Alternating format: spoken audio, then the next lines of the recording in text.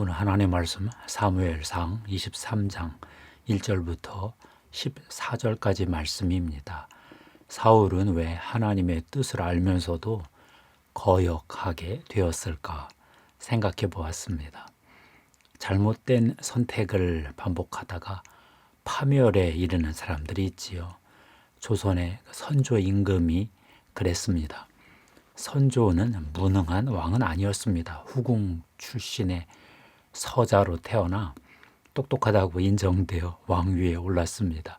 명민하면서도 학문의 조예도 있었고요. 그러나 그는 너무 나쁜 선택을 반복했습니다. 동인, 서인의 당쟁 속에서 일본의 침략 예측을 부인했습니다. 도성을 떠나고 백성을 버렸습니다. 평양성도 떠나고 압록강을 건너려 하였습니다. 이수신 장군도 파면했습니다. 외란이 끝나고 논공 행상을 아주 불이하게 했습니다. 국가 재건에도 실패했습니다. 조선 쇠망의 책임자라는 오명을 썼습니다. 이스라엘에도 이런 왕이 있었는데요. 그러니까 사울 왕입니다. 사울은 능력 있고 겸손해서 하나님의 선택을 받아 왕의 기름 부음을 받았습니다. 사울은 처음에 왕의 직무를 잘 수행했지요. 외적의 침략을 물리치고 나라를 지켰습니다. 그런데 너무 빨리 무너졌습니다. 2년 후 블레셋과의 전투에서 조급한 마음에 사무엘 대신 번제를 드리는 실수를 했습니다. 사무엘로부터 왕의 나라가 길지 않을 것이다 예언을 받았습니다. 아말렉과의 전투에서는 진멸하라는 여호와의 명령을 어기고 전리품을 챙겼습니다. 여호와 앞에서 폐위되었다는 가슴 아픈 예언을 들었습니다. 이미 백성의 마음은 다윗에게 쏠리고 있었습니다. 아들 요나단은 인정했으나 사울은 받아들일 수 없었습니다.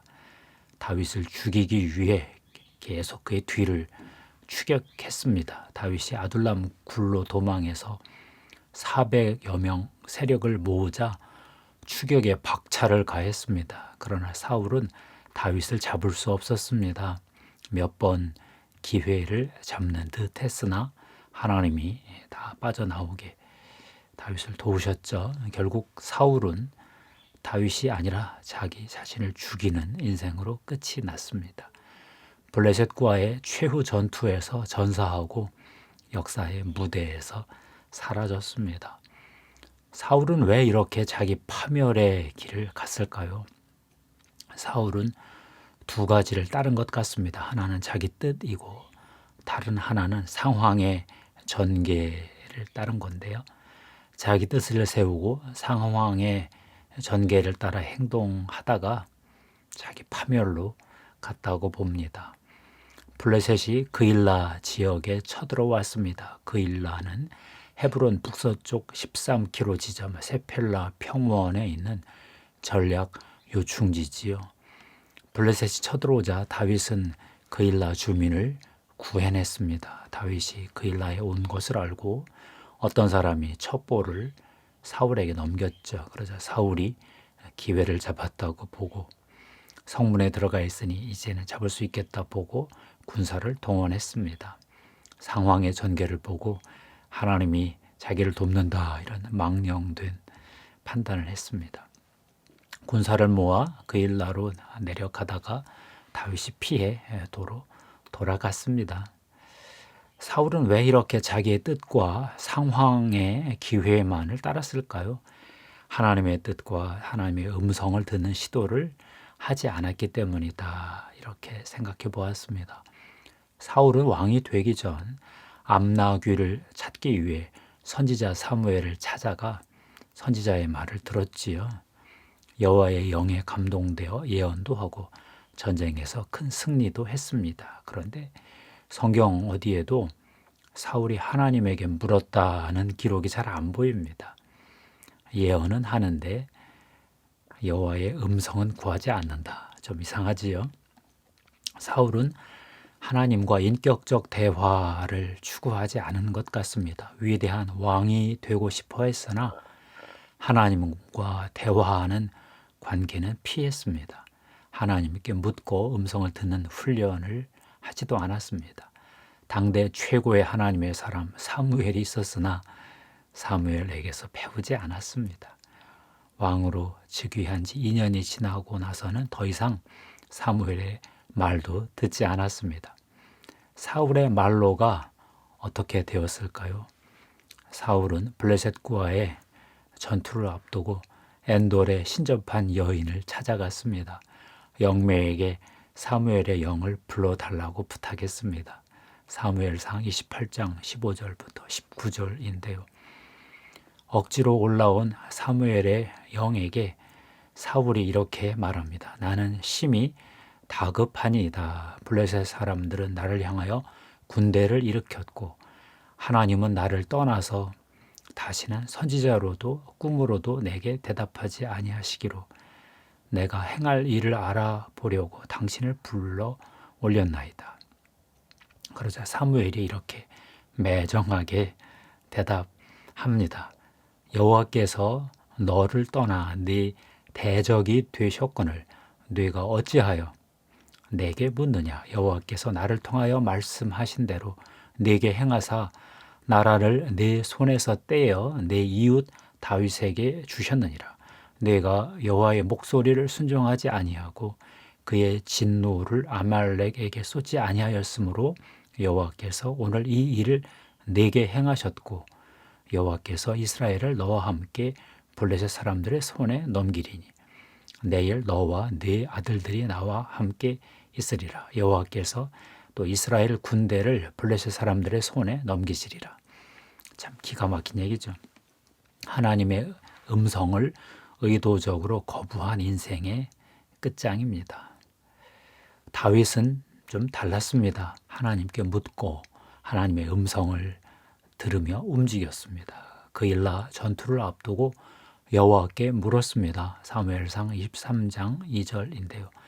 이에 다윗이 여호와께 묻자와 이르되 내가 가서 이 블레셋 사람들을 치리이까. 여호와께서 다윗에게 이르시되 가서 블레셋 사람들을 치고 그 일라를 구원하라 하시니 아둘람 굴의 부하들은 반대했습니다. 다윗의 사람들이 그에게 이르되 보소서 우리가 유다에 있기도 두렵거든 하물며 그일라에 가서 블레셋 사람들의 군대를 치는 일이리까 한지라. 다윗은 부하들이 반대하자 다시 여호와께 물었습니다. 다윗이 여호와께 다시 묻자온대 여호와께서 대답하여 이르시되 일어나 그일라로 내려가라. 내가 블레셋 사람들을 네 손에 넘기리라 하신지라.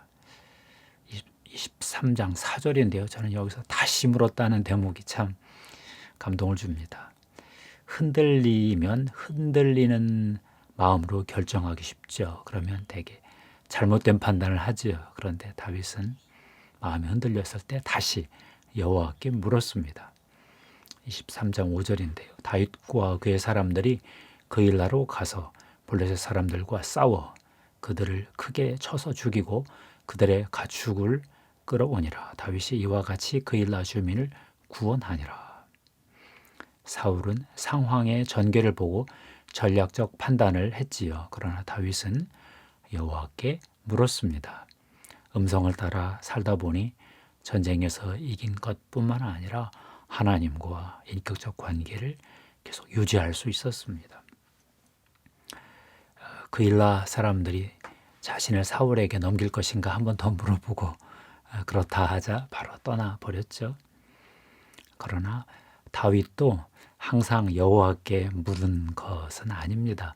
처음 사울의 궁정에서 탈출해서 도망할 때 여호와께 묻지 않고 가드왕 아기스에게 갔다가 아주 혼쭐이 났죠.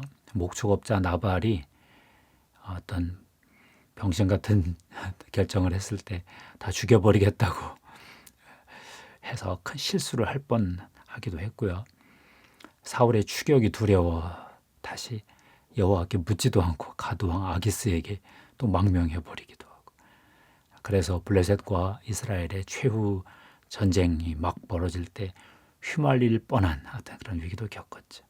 하나님이 겨우 모면하게 해주셨습니다. 성경에서 하나님의 음성을 가장 잘 들은 분은 예수 그리스도이십니다. 그분은 우리의 죄를 위해 십자가에서 죽으시고 모든 죄값을 대신 치르시기도 하였지만 하나님의 음성을 듣는 일에도 우리의 모범이 되셨습니다. 예수는 영원전부터 여호와 하나님과 항상 함께 있으셨지요. 이 땅에 오셔서도 성령을 통해 아버지 하나님과 연결되어 있으셨습니다. 안식일에 베데스다 연못에서 38년 된 병자를 고쳤을 때 율법을 어겼다고 유대인들이 난리를 쳤습니다. 그때 예수는 이렇게 말씀하셨습니다. 요한복음 5장 17절인데요. 예수께서 그들에게 이르시되 내 아버지께서 이제까지 일하시니 나도 일한다.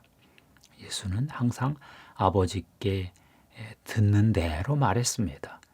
5장 30절인데요. 내가 아무것도 스스로 할 수 없노라. 듣는 대로 심판하노니 나는 나의 뜻대로 하려 하지 않고 나를 보내신 이의 뜻대로 하려 함으로 내 심판은 의로우니라. 우리 주 예수 그리스도 그분은 하나님 아버지 앞에서 보는 대로 일하고 하나님께 듣는 대로 말씀하셨습니다.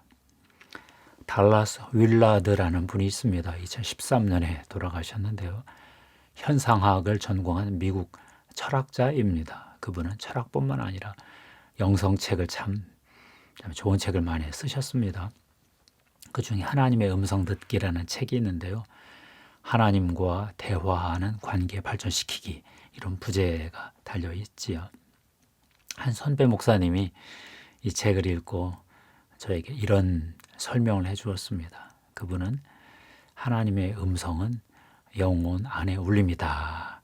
이렇게 말했다는 건데요. 너무 좋았다 설명하는데 저에게도 좋았습니다. 그러면서 하나님 음성 듣는 것을 방해하는 가장 큰 장애물은 지나치게 정확한 음성을 들으려고 하는 태도다. 그런 말이 그 책에 있다고 하더라고요.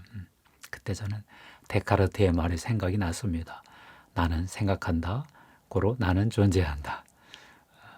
의심하는 그 나, 의심하는 생각을 하는 나, 그것은 항상 있더라. 뭐 이런 근대 철학이죠. 데카르트는 지나치게 확실한 지식을 추구하다가 하나님과의 관계를 놓친 철학자라고 생각됩니다. 우리는 데카르트의 길은 가지 말아야 하겠습니다. 하나님의 음성을 영혼 안에서 울림으로 듣고 하나님과 대화하는 관계를 계속 만들어 가야 하겠습니다. 데카르트보다는 달라스 월라드의 길이 낫습니다. 지나치게 확실한 수학적 지식보다는 하나님의 마음과 공명하는 관계적 지식이 맞습니다. 기도하겠습니다. 하나님 감사합니다.